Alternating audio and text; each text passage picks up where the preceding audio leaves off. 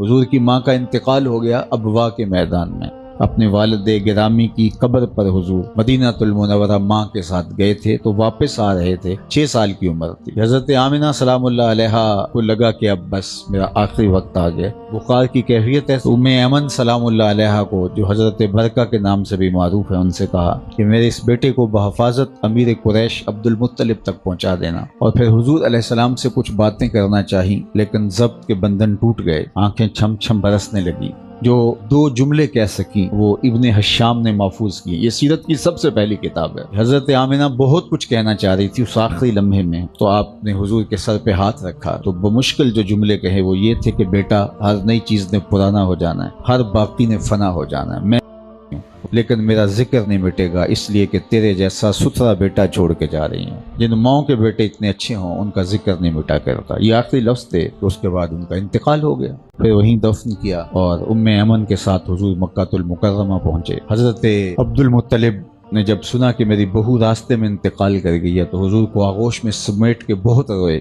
حضرت برکہ سے ہی کہا کہ میرے بیٹے کا تم نے خیال رکھنا ہے، اور اتنا پھر خیال رکھا حضرت برکہ نے کہ میرے آقا فرمایا کرتے تھے ام ایمن میری ماں کے بعد میری ماں ہے۔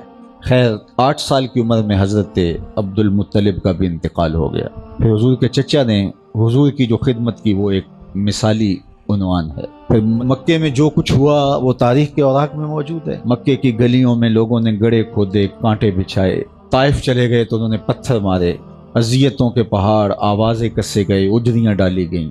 خیر اللہ کا حکم آیا کہ محبوب آپ اس شہر کو چھوڑ دیجیے۔ اذیتیں بہت زیادہ پھیل گئی تھیں، تو حضور مدینہ المنورہ چلے گئے۔ وہاں جا کے حالات تبدیل ہو گئے۔ وہ وقت بیت گیا جب لوگ پتھر مارتے تھے، اب حضور نکلتے ہیں، لوگ پلکیں راہوں میں بچھاتے ہیں۔ ادب کی آیتیں اتر چکی ہیں، خبردار میرے نبی کی آواز سے آواز بھی اونچی نہ کرنا، عمل ضائع کر دوں گا، تمہیں خبر بھی نہیں ہونے دوں گا۔